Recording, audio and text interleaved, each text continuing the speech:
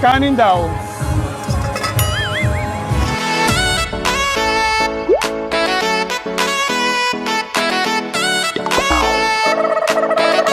Very creative. Next. Ay, gusto ko yung may flour. Woo!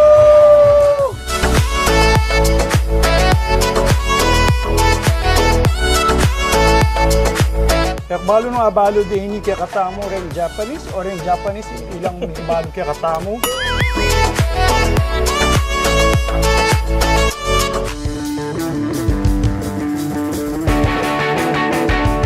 Do what the locals do and eat what the locals eat.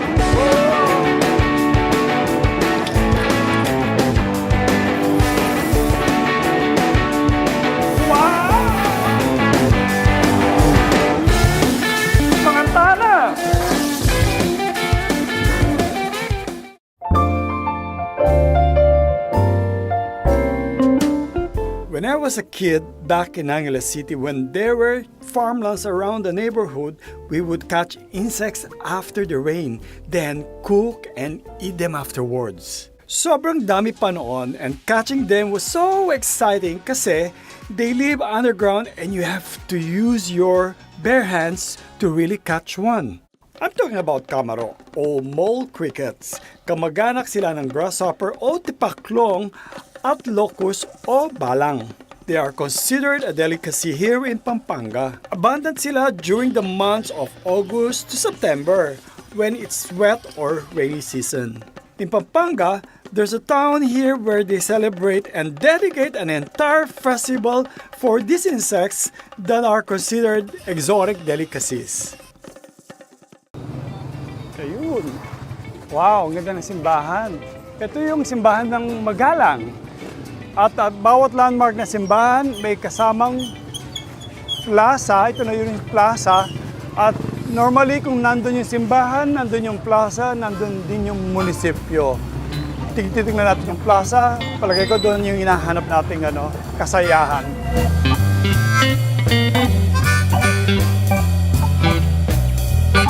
This is the 7th Kamaru Festival in Magalang and it coincides with the feast of the town's patron saint, San Bartolome.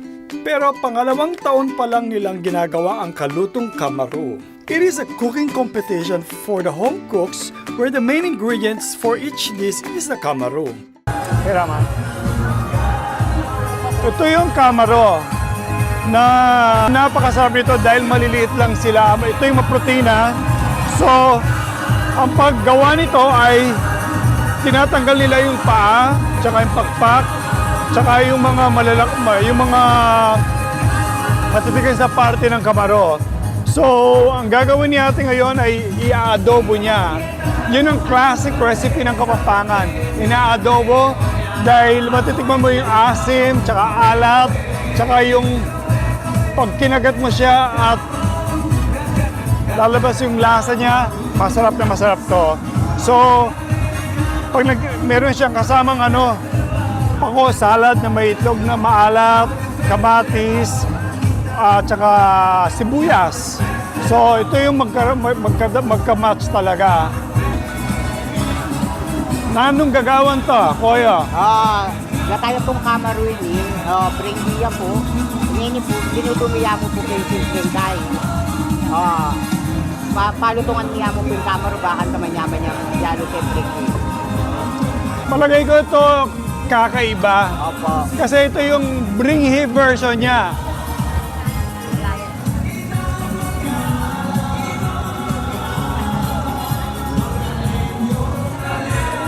Patikmang mo mamaya. Opo, sir. Ne. Opo.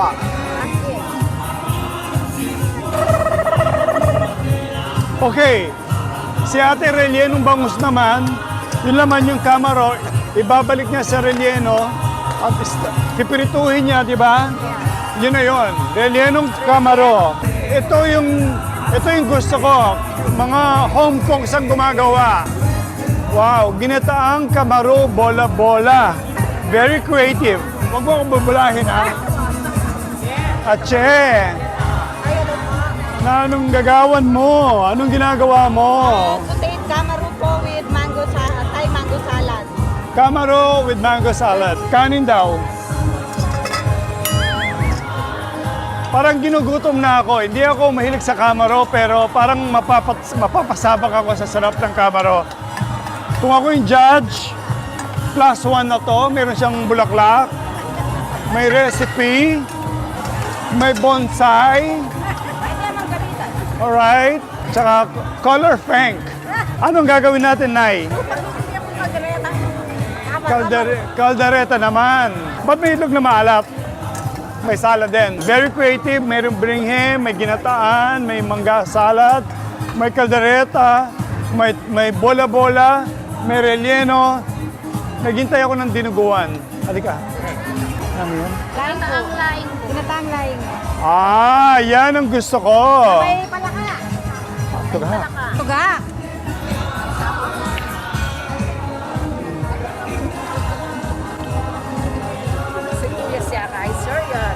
Masarap to. Okoy. It's okay to Okoy Camaro. Expecting. Kala mo mananalo ka na? Very good. Very good idea. Yes. Ayos yun. Ayos yun. Yaman na talaga. Masarap nito ha. Ginataang gulay na may alimasag. Nasaan yung Camaro mo? Ito. Ano gagawin mo sa Camaro? Ito. Hiwalay din. Ay, may Camaro. Pamo, tamang kene. Sige po. Okay lang. Okay lang. Wala akong Mexican, walang budget. Sarap. Ito talaga Kapampangan. Sisig Kamaru. Diyos ko. Wow. Diyos ko, kanyamanan yan. Okay, kuya. Paano natin niluluto itong bulaklak? Design ko na Yan. Bading na bading. Yellow and violet. Pero wagi ang paggawa. Ano to? Explain natin. Ano to? Kinamatisan po kumaro. Pinangap? Kinamatisan. Kinamit. Kinamatisan. Kinamit. Kinamatisan. Linagyan ng kamatis na Camaro. Para siyang sarsyado pero kamatis. Wow. Chef Sau. Tapos, Camaro. paano mo ilalagay? Iwalay sila. Anong luto ng Camaro? Dito lang sa butter. Buttered Camaro. Wow. Sosyal. Wow.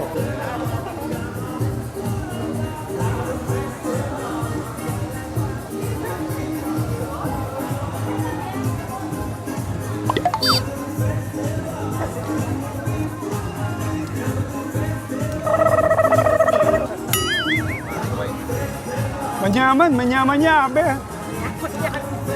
At yung garlic. Itong butter maglinger ya. Very creamy ya. Eh, makakatakot ka nun. Kasi once it's in your mouth, the butter talagang umikot sa bibig mo, tapos yung crunchiness. Balikan kay Pota. I just got back from Thailand and they're known for maraming insects sa mga. Meron silang beetle, meron silang duron or grasshoppers, meron silang ganito. Ngayon, pinifarm nila, kinoculture nila. So, yung mga Camaro ngayon, all year round to sa Thailand. I must say, we should learn from them. Paano natin pangalagaan yung mga delicacies na to. Lalo na sa Kapampangan eh. Wow! Lawin ko na yan, ang baligtad.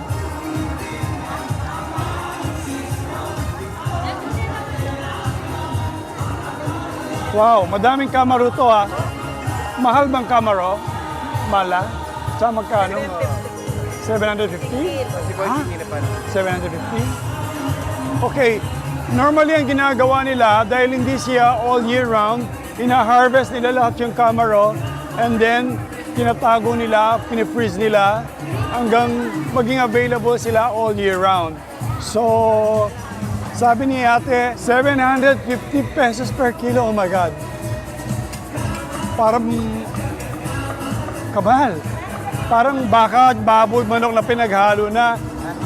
I can imagine, but mahal siya dahil mahirap talaga silang hanapin. I must commend you for doing this. Kasi that's one of my advocacies that ang dying recipes, dying ingredients, we need to bring them back. Kamaru Festival is about, it's not an ordinary event. It's Yes. about socio-cultural uplift. And we all know that Kapampangan are best in the kitchen.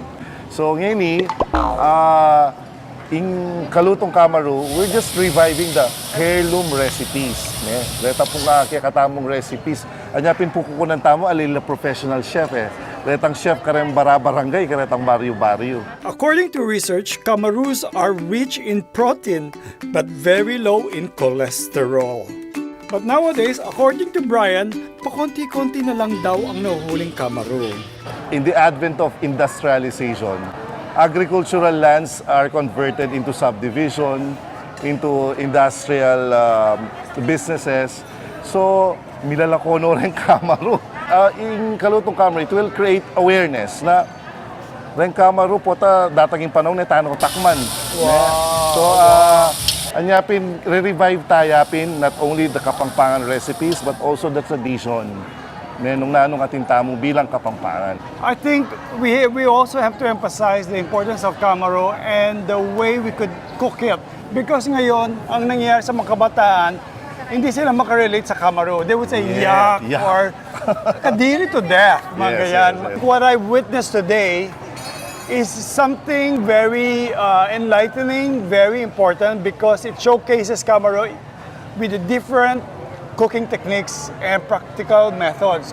Okay, kasama ko ngayon si Kuya Jel na tubong San Jose ng Magalang na taga dito na lumaki, tumaba, tumanda, nagkaanak, nagkaapo, si Kuya Jel. Kumusta po? Mabuti po. Na ano yung luluto mo ka rin Kamaru? Kaya, gisagya mong sibuyas at saka dyan hindi taka kay aslam. Di mes lang, Oo. wala madobo niya. Oo. Ara nasa may tamanta ko ang Kamaru, at ang lundag-lundag lang ba kanyan kayong farm. Ada nasa patakay, imoy kay mamasway kay ng asikan. Wata Sabado da kasdam do mandampot. Up next,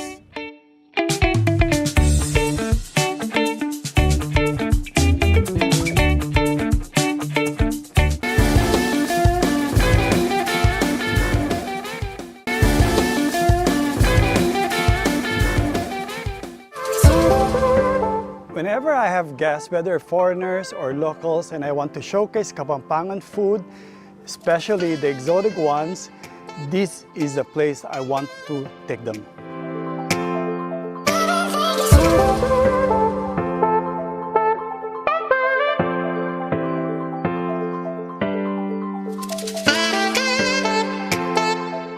Sa kasulok-sulukan ng Magalang, Pampanga, mayroong isang gem na restaurant dito. Sa tabi ko ay si Chef Julius ng Aves Farm. Of course, ito yung pag-aari ni very iconic Larry J. Cruz. At ito, prior to the beautiful cuisine of the Spaniard, meron na tayong kinakain na ganito.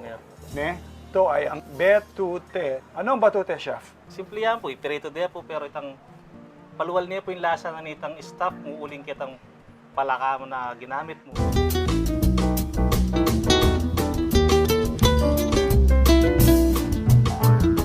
Umpisa na natin. Una, yung muna pong palaka natin, i-ano natin siya. Marinate, I-marinate muna po natin. salt and pepper, Opo. at calamansi. Opo. Not all frogs are edible, Opo, ha? hindi. Wala ka lansa-lansa, Wala. Chef. Okay, next step. Hindi po kumata pong giniling. Diyan tayo pong garlic. Salt and pepper mo rin po pong kalamansi. So, nandun na, meron na tayong minced pork, and then, Opo. Lalagyan po natin siya muna ng konting vinegar. contest tayo. Pagandahan tayo ng palaka. Sa'yo Yes, yung sir. payat, syempre. Bago natin nilagay ito, may bituka to, di ba? Tinatanggal Ay, yung opo, laman. tanggal ako lang ang puret. Talagang stuff siya, yung nakaganon siya. Di ba? Pag lupay macho ka nito po, tanga din na nilang kilid. Ang hirap hanapin ngayon sa palengke. Tsaka medyo tedious ng konti. Tatali namin siya ganyan para sexy siya. Tapos yung yung kamay niya dapat nakaganon. Anong mantika ginagamit? Ginagamit po namin corn oil po ito. Corn oil. Kung gusto mong makasiguradong mainit ang yung oil mo, lagay mo yung daliri mo. Pag napasok ka, pwede na. Mainit na. Mainit na. Game. I-deep fry lang po natin siya. Dahan-dahan nilubog. Okay. Pagkatapos mong tinorture, lulunurin mo siya. Ano ba yan? Ano natin, kung gusto nila lagyan ng harina, nasa kanila lang yun. Pero dito po kasi sinaserve namin to, ganito talaga siya. Crispy talaga yung ng labas ng palaka pag walang harina. My lola would make miswa, lalagyan ng patola, lalagyan ng magigisa, walang kamatis, di ba? Tapos lalagyan niya yan. Naku, sarap-sarap. Wow! Super yung color. Gusto ko yung dark yung Chan chan. niya. Yung mga legs, naka-pose pa yung legs. Naka-cross leg. Taray, ha? Yun. Then, lalagyan na natin si chef.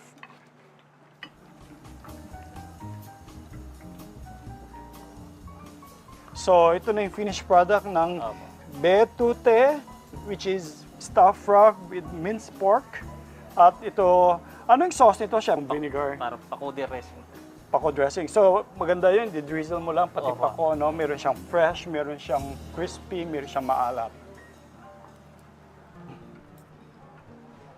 Actually, masarap din yung Kinakamay.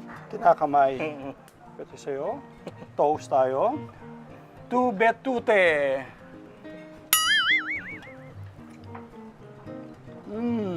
Bellissimo. Napaka-fragrant ng stuffing niya, lalo yung paminta niya. Opo. Wow. Look at that. Chef, for you. Cheers sa Kapampangan. PG! PG. Matay gutom.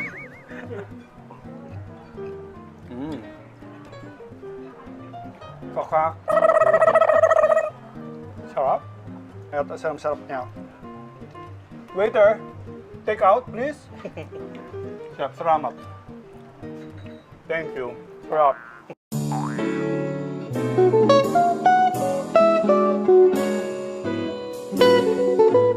One of the signature dishes of Pampangueños is this favorite dish called buro or balo-balo. Mga Kapampangan, sabi na, burong asan na daw. Gawa po yun sa burong isda. Yung sa atin, balo-balo. Gawa siya sa hipon naman. Anong klaseng hipon ang ginagamit doon sa mga chef? Sa amin po, kadalasan ginagamit suwahe po. Yung maliliit na klase ng hipon. Yeah. Mas malasa po siya kaysa sa sobrang laki. Iba, gumagamit din Tilapia. ng tilapia pero malilit pa rin. Iba, ginagamit nila yung dalag. Dalag. One of the best ways to preserve yung rice, even meat for example, is through fermentation.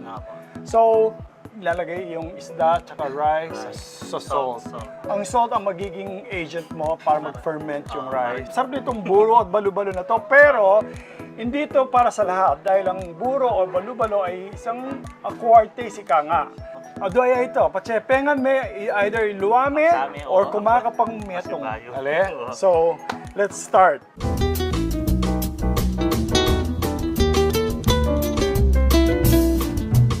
Gumamit tayo pong mantika, bawang, sibuyas, tsaka luya. Gagawa ko ng ng balo-balo buro. Ilang weeks ko i-ferment yung rice saka isda. 15 days para talagang maano siya, maburo yan natin. Wala mo, huwag niya naman. Kung Habang kailan siya lalambat. tumatagal, lalo siyang sumasarap. Yan, kung tububulok yan, nanyanyaman niya.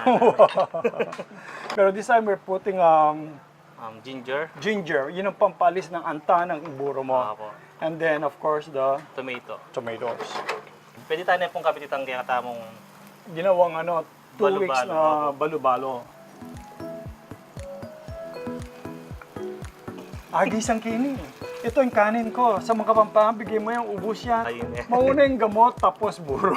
Ano yan, chef? salt and pepper mo po. Dito mo po kasi may fermented na po kita kasi nangyagawan tayo tang kaya katamong. Yeah, careful na kasi Opo. fermentation, mag-salt yung bagyan eh.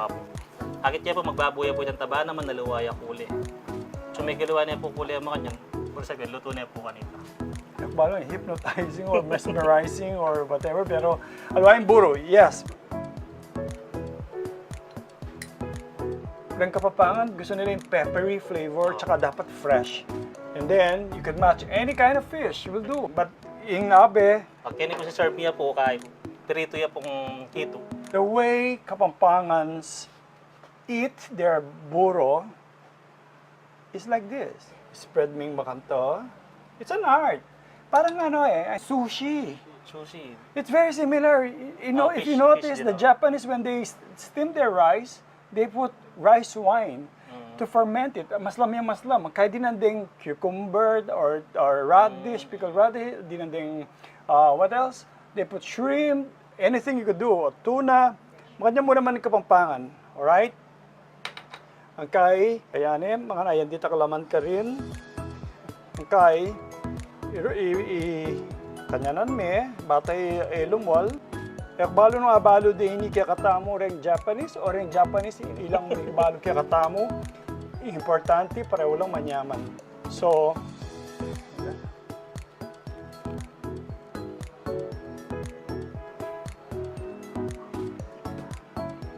Diyos ko. Nakarin ko. Nakakalingan mo. Itang pait na itang pepper ng mustasa. Itang crunchy, itang rice. Heaven.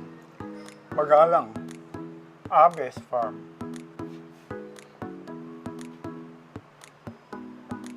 Sa kayo?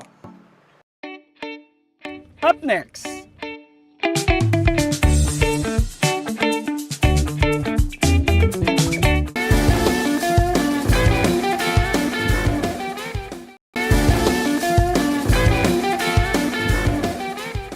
Another exotic dish na paboritong iluto ng mga Kapampangan ang suso. In Tagalog, kuhol, and in English, snail. Kadalasang binibenta ito sa palengke ng per tabo. May iba't ibang klase ang suso. Sa Kapampangan, ang tawag nila susong dagul, haba or palipit. Sa ibang bayan gaya ng France, itinuturing pa itong specialty ang pagluluto ng suso. Pero bukod sa ginataan, paborito ng Kapampangan na iluto ang tinolang suso.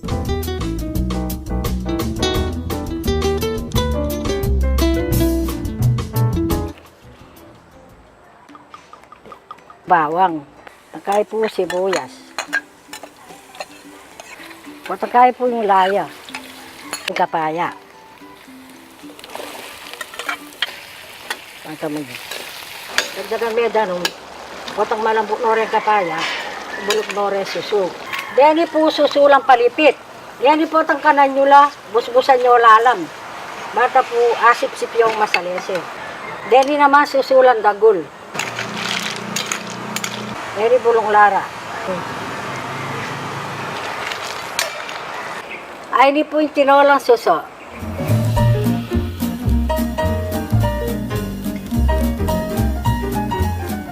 Aside from buro, kamaru, susu o kohol, at tugak o palaka, marami pang exotic dishes na niluluto ang mga Kapampangan. Nariyan ang pindang damulag o tosinong kalabaw o adobong dagang palay. Balik tayo sa cooking competition. Announcement of winners na. Sino kaya ang mananalo? Sinong bet nyo kaya? This is it! Pansit! Alright? I have my 3 favorites by the way. Judge, ano lang ako dito? Nang tahos kanita? Spectator, kumaga keng kasino kay ko mo, bugaw. Oh, yeah.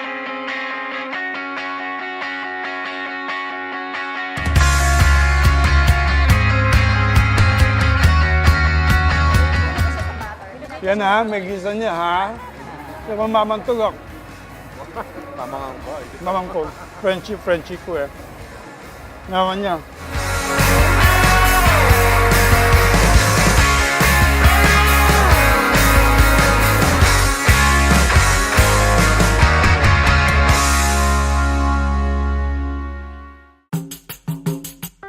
Bawat lugar may pinagmamalaking putahe na may kwento. Gaya ng mga exotic dishes ng Pampanga, hindi lang ito isang klase na pagkain. Isa ring itong salamin ng buhay at katangian ng mga Kapampangan.